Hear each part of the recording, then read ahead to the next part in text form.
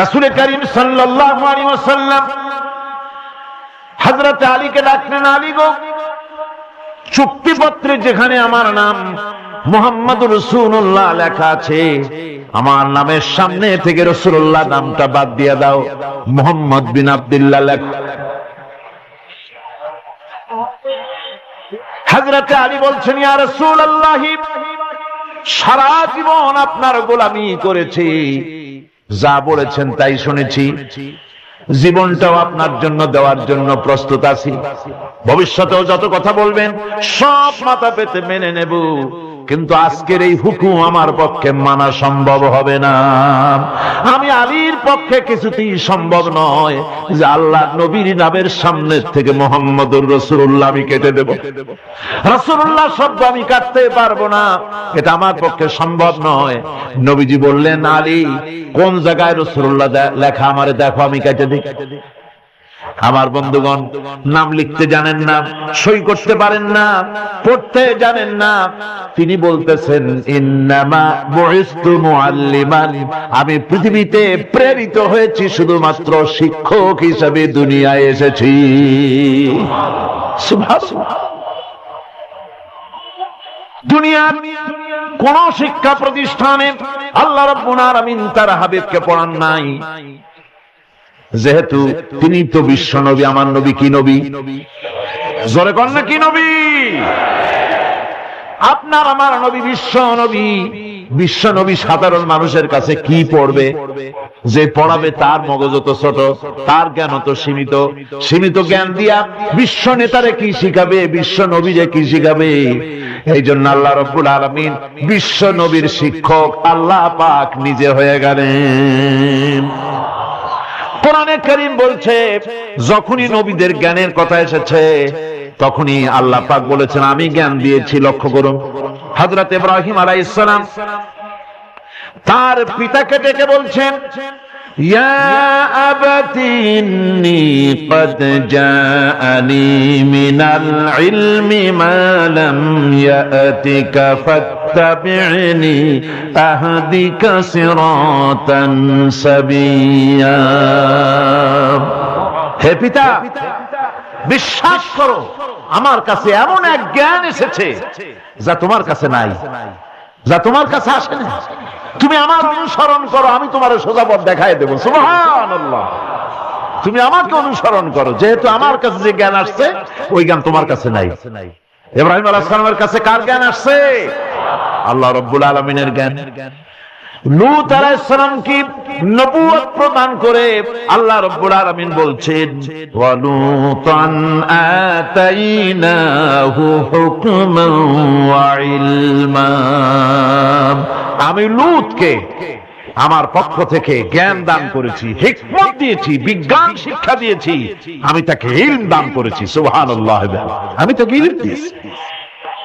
মুসা আলাইহিস সালাম সম্পর্কে আল্লাহ পাক বলেন, ওয়ালাম্মা বালাগা আশুদ্দাহু ওয়াস্তাওয়া আতাইনাহু হুকমান ওয়া ইলমা।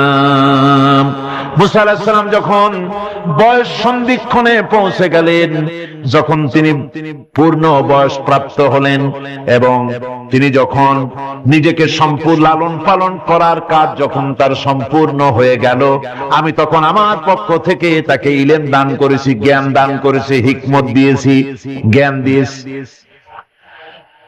রাসূল কারীম সাল্লাল্লাহু আলাইহি ওয়াসাল্লাম সম্পর্কে আল্লাহ পাক বলছেন, فَلَئِنِ اتَّبَعْتَ أَهْوَاءَهُمْ بَعْدَ الَّذِي جَاءَكَ مِنَ الْعِلْمِ مَا لَكَ مِنَ اللَّهِ مِنْ وَلِيٍّ وَلَا نَصِيرٍ। তুমি যদি জ্ঞান লাভের পরও তাদের প্রবৃত্তির অনুসরণ করো, তাহলে আল্লাহর কাছ থেকে তোমাকে রক্ষাকারী কেউ থাকবে না, কোন সাহায্যকারী তুমি পাবে না। আমি যে জ্ঞান তোমাকে দিয়েছি এটারই অনুসরণ করো, এর মধ্যেই মুক্তি, বিশ্ববাসীর মুক্তি এই জ্ঞানের অনুসরণের ভেতরে। প্রত্যেক জাতির জন্য আল্লাহ রাব্বুল আলামিন নিজের পক্ষ থেকে রাসূল পাঠিয়েছেন। আল্লাহ পাক বলেছেন ওয়ালিকুল্লি উম্মাতির রাসূল, প্রত্যেক জাতির জন্য আমি রাসূল প্রেরণ করেছি। এমন কোন জাতি নাই যার কাছে নবী রাসূল পাঠানো হয় নাই। ওয়া ইম মিন উম্মাতিন ইল্লা খালা ফিহা নাযীর, সমস্ত নবীদের কাছে, সমস্ত উম্মতের কাছে, জাতির কাছে আমার পক্ষ থেকে আমি নবী পাঠাইছি। কল সুবহানাল্লাহ। কেউ যেন বলতে পারে না যে আমরা আল্লাহর পক্ষ থেকে কোনো দাওয়াত পাই নাই, আল্লাহর পক্ষ থেকে সত্যকে চেনার কোন রাস্তা পাই নাই। এই জন্য প্রত্যেক নবীদের, প্রত্যেক উম্মতের জন্য, জাতির জন্য আল্লাহ সুবহানাহু ওয়া তাআলা তিনি নবী পাঠিয়েছেন নিজের পক্ষ থেকে, হেদায়েত পাঠিয়েছেন নিজের পক্ষ থেকে। এই নবীদেরকে পাঠাবার উদ্দেশ্য কি ছিল? কোরআনে কারিমে আল্লাহ পাক বলেন, আমাদের নবীকে আল্লাহ পাক ডেকে বলছেন আলিফ লাম রা কিতাবুন আনজালনাহু ইলাইকা লিতুখরিজান নাসা মিনাজ যুলুমাতি ইলান নূর। আলিফ লাম রা কিতাবুন আনজালনাহু ইলাইকা লিতুখরিজান নাসা মিনাজ যুলুমাতি ইলান নূর। এই কিতাব আমি আপনার উপর অবতীর্ণ করেছি। এ হচ্ছে একখানা কিতাব, এই কিতাবখানা আমি আপনার প্রতি অবতীর্ণ করেছি। এই জন্য করেছি কিতাব অবতীর্ণ যাতে করে মানব মণ্ডলীকে পঞ্জীভূত অন্ধকারের ভিতর থেকে বের করে আলোর দিকে নিয়ে আসতে পারেন। এ বিশ্ব হচ্ছে অন্ধকারে ভরা। পৃথিবীতে মানব রচিত যত মতবাদ আছে সব হচ্ছে অন্ধকার। সবগুলি কি? অন্ধকার। এই অন্ধকারের ভিতর থেকে আলোর দিকে নিয়ে আসবেন। আলো হচ্ছে কি? ইসলাম। আলো হচ্ছে কোরআন। কোরআনের দিকে নিয়ে আসবে, ইসলামের দিকে নিয়ে আসবে। সেই জন্য আমি আপনার প্রতি এই কোরআন অবতীর্ণ করেছি। আমার ভাইয়েরা, সকল আসমানি কিতাবের উপরে আমাদের ঈমান আনা লাগবে। শুধুমাত্র কোরআন শরীফের উপরে নয়, সকল কিতাবের উপরে ঈমান আনতে হবে। কোরআনকে যেমন মানি, মুহাম্মদ সাল্লাল্লাহু আলাইহি ওয়াসাল্লামকে যেমন মানি, সব নবীদের উপরে ওইরকম ঈমান আনতে হবে। কোরআন যেমন মানি ওই রকম করে সমস্ত কিতাবের উপরে ঈমান আনতে হবে। এটার শর্তই দেওয়া হয়েছে, মুমিন হচ্ছে তারা ওয়াল্লাযীনা ইউমিনুনা বিমা উনজিলা ইলাইকা ওয়া মা উনজিলা মিন ক্বাবলিক। মুমিন হচ্ছে সেই সব লোক, মুত্তাকি হচ্ছে তারা যারা তোমার উপরে নাযিলকৃত কিতাবের উপর ঈমান এনেছে এবং এর আগে যত কিতাব আসছে সমস্ত কিতাবের উপর ঈমান এনেছে। তারাই হচ্ছে মুত্তাকি, তারাই হচ্ছে মুমিন। আল্লাহ পাক বলেন নাযালা আলাইকাল কিতাবা বিল হাক্কি মুসাদ্দিকাল লিমা বাইনা ইয়াদাইহি। আল্লাহ তোমার প্রতি সত্য সহকারে যে কিতাব নাজিল করেছেন আর এর পূর্বে আগত সকল কিতাবের উপরে এর সত্যতা প্রমাণ করেন।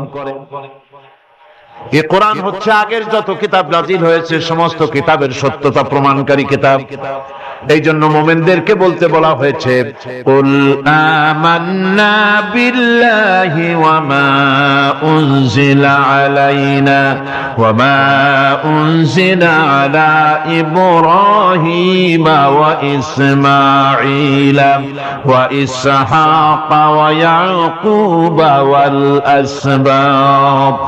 বলো আমরা ঈমান এনেছি আল্লাহর প্রতি, আমাদের প্রতি অবতীর্ণ কিতাবের প্রতি, আর ইব্রাহিম, ইসমাইল, ইসহাক, ইয়াকুব এবং তার আওলাদদের প্রতি যে কিতাব অবতীর্ণ হয়েছে সমস্ত কিতাবের উপর আমরা ঈমান এনেছি।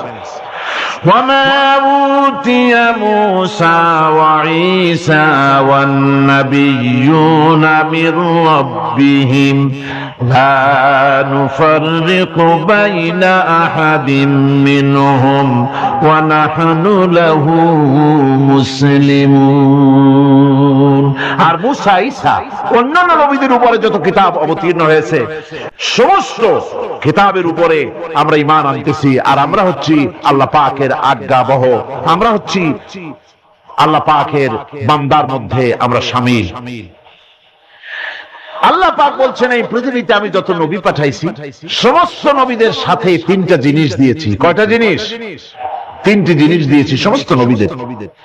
লাকাদ আরসালনা রুসুলানা বিল বায়িনাতি ওয়া আনজালনা মাআহুমুল কিতাবা ওয়াল মিজানা লিয়াকুমান নাসু বিল কিসত।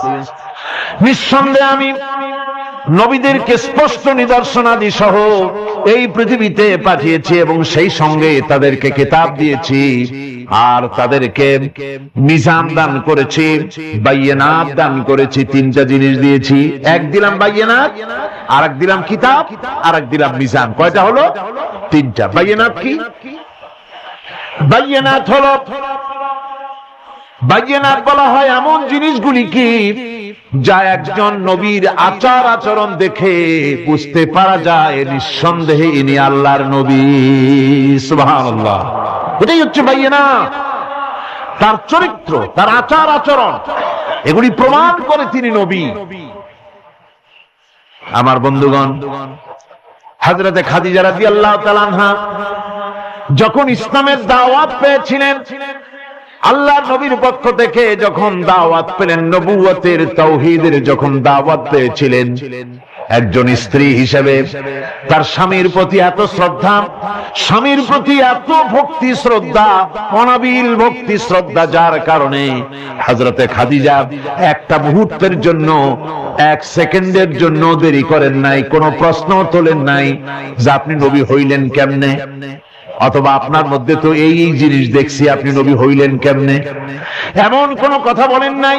যখনই নবুয়তের তাওহীদের দাওয়াত পেলেন, মা খাদিজাতুল কুবরা সঙ্গে সঙ্গে তিনি পড়ে নিলেন লা ইলাহা ইল্লাল্লাহু মুহাম্মাদুর রাসূলুল্লাহ।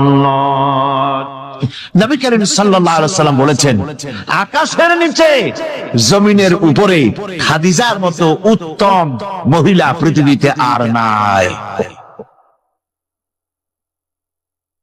কি সম্মান আল্লাহ পাক তাকে দিয়েছেন! আল্লাহ পাক নিজে হযরতে খাদিজাকে সালাম জানিয়েছেন। সুবহানাল্লাহ বলবেন। হেরা পাহাড়ে হযরতে জিবরাইল আলাইহিস সালাম নবীজির সঙ্গে কথা বলছেন, ওহী নিয়ে এসেছেন। কিছুক্ষণ পরে হযরতে জিবরাইল বলেন, ইয়া রাসূলুল্লাহ, আমি দেখতে পাচ্ছি খাদিজা আপনার জন্য খানা নিয়ে আসতেছেন। খাদিজা যখন আপনার কাছে পৌঁছে যাবে, আপনি খাদিজাকে বলবেন, আল্লাহ রাব্বুল আলামিন আজ আমি আসার সময় আমার মাধ্যমে খাদিজাকে সালাম জানিয়েছেন। হযরতে খাদিজা যখন নবীজির কাছে পৌঁছে গেছেন, আল্লাহ নবী বলেন, খাদিজা তোমার জন্য আজকে একটি সুসংবাদ আছে। তিনি বললেন, আমার জন্য কি খবর, কি সুসংবাদ? হযরতে রাসূল বলছেন, খাদিজা শোনো, এইমাত্র জিবরাইল আমার কাছে চলে গেলেন, আর জিবরাইল বলে গেলেন আল্লাহ রাব্বুল আলামিন তোমাকে সালাম জানিয়েছেন। হযরত খাদিজা ডুকরে কেঁদে উঠলেন। তিনি বললেন, ইয়া রাসূলুল্লাহ, আমার মানব জন্ম সার্থক হয়ে গেছে, আল্লাহ আমারে সালাম জানাইছেন, এর চাইতে সৌভাগ্য আমার জীবনে আর কিছুই নাই। তবে নবীজি, আল্লাহর সালামের জবাব কেমনে দিতে হয় আমি জানি না, আপনি দয়া করে আমার পক্ষ থেকে আল্লাহর সালাম যেমনে দিলে আল্লাহ খুশি হয় তেমনি আপনি দিয়া দিবেন। কি মহব্বত স্বামী আর স্ত্রীর ভিতরে ছিল। হযরতে খাদিজা হযরতে রাসূল করিম সাল্লাল্লাহু আলাইহি ওয়াসাল্লাম, নবী করিম সাল্লাল্লাহু আলাইহি ওয়াসাল্লামের ঘরে হযরত খাদিজা যতদিন ছিলেন আরেকটি বিবাহ তিনি করেন নাই। হযরত আয়েশা বলছেন, নবীজি আমার কাছে ঘুমানো ছিলেন, গভীর রাত্রে আমার ঘুম ভেঙে গেল। আমি চিন্তা করলাম নবীজি কোথায় গেলেন, মনে করলাম অন্য কোন স্ত্রীর ঘরে গেছে নাকি। আমি খুঁজতে লাগলাম, কোন ঘরে পাওয়া গেল না। খুঁজতে খুঁজতে অবশেষে আমি নবীজিকে পেলাম রিয়াদুল জান্নাতের ভেতরে, মসজিদে নববীর জান্নাতের টুকরার ভেতরে বসে নবীজি মুনাজাত করতেছেন। আমিও পিছনে আল্লাহর দরবারে হাত তুললাম। নবীজি বলতেছিলেন, রব্বুল আলামিন কঠিন ওই হাসরের ময়দানে মা তার সন্তান ভুলে যাবে, তার সন্তান যাবে, স্বামী তার স্ত্রীকে হারায় ফেলবে, স্ত্রী তার স্বামীকে চিনবে না। ওই কঠিন হাসরের ময়দানে ডালা আমি যেন আমার খাদিজারে হারায় না যাই। মুনাজাত শেষ হওয়ার পর হযরত আয়েশা বলেন, ইয়া রাসূলুল্লাহ, খাদিজা এই বুড়ির কথা এখনো কেন আপনার মনে পড়ে? খাদিজার পরে কুমারী মেয়েও তো আপনি বিয়ে করেছেন, খাদিজার কথা কেন বুড়ির কথা বলতে পারেন না? নবীজি বলেন, আয়েশা রে, খাদিজার সম্পর্কে এরকম কথা আর তুমি বলবে না। তোমরা জানো না, তোমরা সবাই আমার সুদিনের স্ত্রী, আর খাদিজা আমার এমন সময়ের স্ত্রী যখন এই মক্কা নগরীতে মুহাম্মদ সাল্লাল্লাহু আলাইহি ওয়াসাল্লামের পাও রাখার জায়গা ছিল না। হযরত আয়েশা বললেন, ইয়া রাসূলুল্লাহ, আমি ক্ষমা চাই, আমাকে মাফ করে দিন। আমি খাদিজার সম্পর্কে এমন কথা আর উচ্চারণ করব না, তবে খাদিজার সম্পর্কে আমার কিছু কথা শোনান। হযরত নবীজি বলেন, আয়েশা রে, শোনো, আমার সঙ্গে বিবাহের পর খাদিজার ধন সম্পত্তি যা ছিল আল্লাহর রাস্তায় সব উজাড় করে দিয়েছে। কতদিন না কেউ থেকেছে, একদিনের জন্য বলে নাই আপনার সাথে বিয়ে হয়েছে বলে আজ আমি না খাইয়া আসি। সারাদিন সারা রাত দাওয়াতের কাজ করে আমি যখনই দরজার কাছে ফিরেছি, যত রাত হোক না কেন, একবার বলেছি খাদিজা, অমনি দরজা খুলে গেছে। আমি প্রশ্ন করেছি, খাদিজা, যত রাত্রে আসলাম একদিনও দুইটা দাগ দেওয়া লাগলো না, তুমি কি ঘুমাও না? হযরতে খাদিজা বলেছেন, ইয়া রাসূলুল্লাহ, আপনি দিনের দানের জন্য ব্যস্ত, কষ্ট করেন, আমি মনে মনে ভাবি আমি যদি ঘুমায় থাকি রাতের বেলায়, আর নবীজি যদি দরজার কাছে এসে খাদিজা খাদিজা বলে ডাকাডাকি করেন, উঠতে যদি আমার দেরি হয় আল্লাহর নবীর সঙ্গে বেয়াদবি হয়ে যাবে, এইটা মনে করে বিছানায় না ঘুমায় যতক্ষণ আপনি না ফেরেন এই দরজাটার সাথে পিঠ লাগাইয়া দাঁড়াইয়া দাঁড়াইয়া ঘুমায়। হযরত আয়েশা বলেছেন, আমাদের ঘরে রান্না বান্না তেমন হতো না, আমাদের ঘরে তেমন গোশত খাওয়ার সুযোগ আমাদের কিসমতে তেমন হতো না।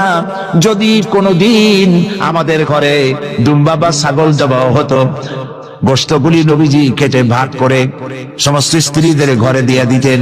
এরপরে কয়েকটা গোশতের টুকরা একটা টুকরায় নিয়ে হযরত খাদিজা মদিনার অলিতে গলিতে ঘুরে বেড়াতেন। খাদিজার কোন বান্ধবী পাওয়া যায় কিনা? সুবহানাল্লাহ। নবী করিম সাল্লাল্লাহু আলাইহি ওয়াসাল্লাম তার স্ত্রীদেরকে ভাবে ভালোবাসতেন, আর স্ত্রীরাও নবীর জন্য এভাবে ভালোবাসতেন, ভালোবাসা দিতে। স্ত্রী অধিকার ইসলাম দিয়েছে, আর কেউ দিতে পারে নাই। আর এই স্ত্রীদের মধ্যে সবথেকে উত্তম স্ত্রীকে নবীজি বলেছেন, আদ-দুনিয়া কুল্লুহা মাতাউন ওয়া খায়রুল মাতাইদ দুনিয়া ইমরাতুস সালিহা। দুনিয়ার সবকিছু এর মধ্যে উত্তম নিয়ামত হচ্ছে পতিপরায়ণা। সুবহানাল্লাহ। হুজুর বলেছেন, তিনটি জিনিস আমি পছন্দ করি, তিনটি জিনিস আমার প্রিয়। একটি হলো নামাজ, একটি হলো সুগন্ধ, আর একটি হলো স্ত্রী। সুবহানাল্লাহ। এই স্ত্রীকে সমান অধিকার দিয়েছে নবীজি। আল্লাহর ইসলাম সমান অধিকার দিয়েছে। নারীর অর্থনৈতিক অধিকার প্রতিষ্ঠিত করেছে ইসলাম, তাকে অর্থনৈতিক অধিকার দিয়েছে, মহারানার ব্যবস্থা করেছে।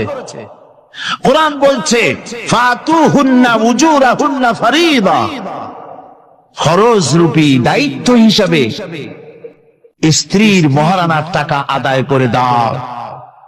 বহু মুসলমান আছে মহারানার টাকা আদায় করে না, বরং আজকাল তো নতুন সিস্টেম চালু হয়েছে মানুষকে শোনাবার জন্য। বিবাহের মজলিসে বলা হয়, অমুকের মেয়ে অমুকের ছেলে বিয়ের মহারানা কত? 5,55,555 পয়সা। সামনে একটা টাকা বা পয়সা জিরো থাকতে পারবেন, একটা নিয়ম নীতি করে নিচ্ছে। এই টাকাগুলি মহারানার টাকা সঠিকভাবে আদায় করা হয় না। অনেক ক্ষেত্রে, একথা ঠিক কি? বরং উল্টো করে মহারানা আদায় করা হয় মেয়ে পক্ষের কাছ থেকে, কন্যা পক্ষের কাছ থেকে। এইটাকে কি বলা হয়? এইটাকে কি বলা হয়? এটা হলো যৌতুক নামের কৌতুক।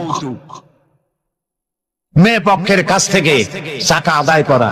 মেয়ে পক্ষ যদি ইচ্ছে করে বর পক্ষকে যদি টাকা দেয়, পয়সা দেয়, গাড়ি দেয়, বাড়ি দেয়, কোনো আপত্তি নেই, দিতে পারে।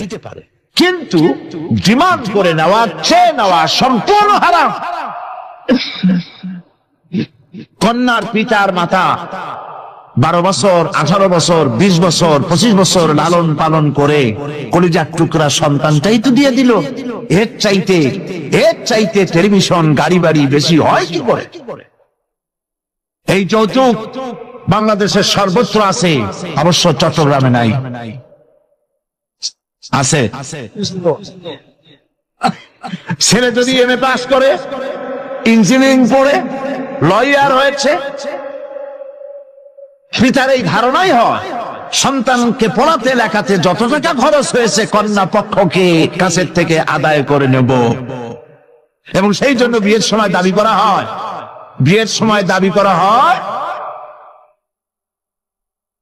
50 লক্ষ টাকা দিতে হবে, গুলশানে 3টা বাড়ি দিতে হবে, মঙ্গল গ্রহে অফিস বানায় দিতে হবে। আপনার ছেলে এমএ পাস করেছে, লয়ার হয়েছে, ব্যারিস্টার হয়েছে, তো কি হয়েছে? আপনি কেন নির্যাতন কন্যা পক্ষকে? জায়েজ নাই, হারাম। শুকরের মাংস যেমন হারাম, কন্যা পক্ষের কাছ থেকে জবরদস্তি করে চেয়ে ডিমান্ড করে যৌতুক আদায় করা ওরকমই হারাম। এই কাজটি কি আপনারা করবেন? এই কাজটি কি করবেন? বিবাহ করবে, বিবাহ করাবেন ছেলেকে ভালোবাসা দিয়ে, টাকা দিয়ে, পয়সা দিয়ে বিবাহ করায়া মেয়ে একটা ঘরে নিয়ে আসবেন, কন্যা পক্ষের উপরে চাপ সৃষ্টি করবেন না। তো নারীকে মহারণা দেওয়ার ব্যবস্থা ইসলাম করেছে। কে ব্যবস্থা করেছে বলেন? ইসলাম করেছে। এবার আরো দেখুন আল্লাহ পাক কি বলছে, ওয়াইদা আতাইতুম ইহদাহুন্না কিনতারান ফালা তাআখুযু মিনহু শাইআ। যদি তোমরা নারীদেরকে স্তূপ পরিমাণ অর্থ পরি যদি দান করো, তাহলে সামান্য তার থেকে ফেরত নিও না। চান মহিলাদের কাছে, নারীদের কাছে কিছু পুঁজি থাকুক, টাকা পয়সা থাকুক, আল্লাহ এটা চান। যদি তুমি কিছু দাও, তা যদি টুপ আকারেও হয়, তবুও সেগুলিকে ফেরত দিও না, ফেরত দিও না। বহু মুসলমান আছে আমাদের সমাজে, হজ করে, নামাজও পড়ে, কপালে দাগও পড়ে গেছে, তার ব্যবসা আছে, ধানি জমিনও আছে, বিবাহের সময় মেয়েকে টাকা কড়ি দিয়ে, ব্যবসা টাকা কড়ি যৌতুক টৌতুক দিয়ে বিদায় করে দেয়। সম্পত্তির ভাগ দেয় না, ব্যবসারও ভাগ দেয় না। আছে না এমন? আছে কি? আপনি কন্যাকে ঠকালেন, এর জন্য আল্লাহর কাছে আপনাকে দায়ী হতে হবে। মেয়েদেরকে অর্থনৈতিক অধিকার আল্লাহ এভাবে প্রতিষ্ঠিত করেছেন, সে মহিলাদেরকে অর্থনৈতিক দিক থেকে তাদেরকে নির্যাতন করা যাবে না। এবার মেয়েদেরকে শিক্ষার অধিকার দেওয়া হয়েছে, কোনটা দেওয়া হয়নি। তারা বলছে, ইসলামের দুশমনেরা বলে নারীদেরকে ইসলাম ঠকাইছে। কোথা থেকে ঠকালো? কন্যা হিসেবে মর্যাদা দিল, বধূ হিসেবে মর্যাদা দিল, তারপরে অর্থনৈতিক সুযোগ করে দিল, এবার শিক্ষার অধিকারও প্রতিষ্ঠিত করলো। হযরতে আয়েশা রাদিয়াল্লাহু তাআলা আনহা, তিনি শিক্ষার্থী ছিলেন, হাজার হাজার সাহাবীর উস্তাদ ছিলেন। সুবহানাল্লাহ বলেন। হাদিসের উস্তাদ ছিলেন, তাফসীরের উস্তাদ ছিলেন, ফিকহের উস্তাদ ছিলেন। শিক্ষার অধিকার ইসলাম দিয়েছে নারীকে। নারীরা লেখাপড়া করতে পারবে, কোনো অসুবিধা নেই। এভাবে অধিকার শুধু অর্থনৈতিক নয়, লেখাপড়ার অধিকার দিল। তালাকের একটি অধিকার, এটি একটি গুরুত্বপূর্ণ বিষয়। তালাকের অধিকারটিও শুধুমাত্র পুরুষের না, এই তালাকের অধিকার নারীদেরকেও দেওয়া হয়েছে। কথা বুঝতে পেরেছেন? তালাকের অধিকার, বিবাহ বিচ্ছেদের অধিকার শুধু পুরুষের নয়, নারীকেও দেওয়া হয়েছে। পুরুষ যদি অকর্মণ্য হয়, যদি সে উন্মাদ হয়, জালিম হয়, নপুংসক হয়, তাহলে এই স্ত্রী কোর্টে তা প্রমাণ করে তার স্বামীকে পরিত্যাগ করে ইচ্ছে মতো স্বামী গ্রহণ করতে পারবে। ইসলাম সুযোগ দেয়। তালাক, কথায় কথায় তালাক দেওয়ার একটা রেওয়াজ আমাদের দেশে আছে।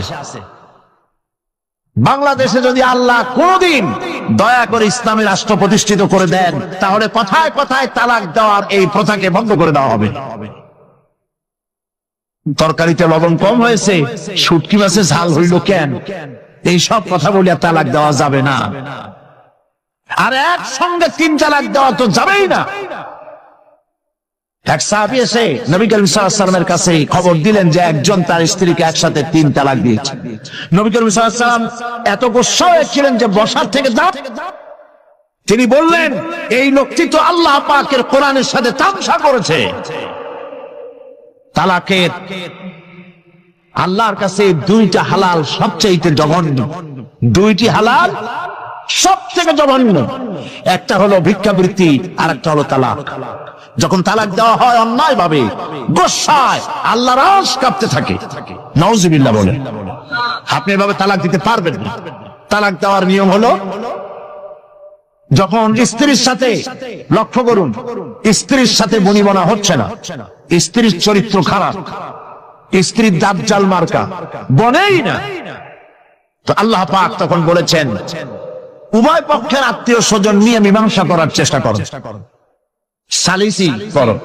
যদি মীমাংসায় না হলো, তাহলে 1 মাসে 1 তালাক দাও, বিছানা আলাদা করে দাও এবং অপেক্ষা করো তার এই অবস্থা দেখে সে ফিরে আসে নাকি।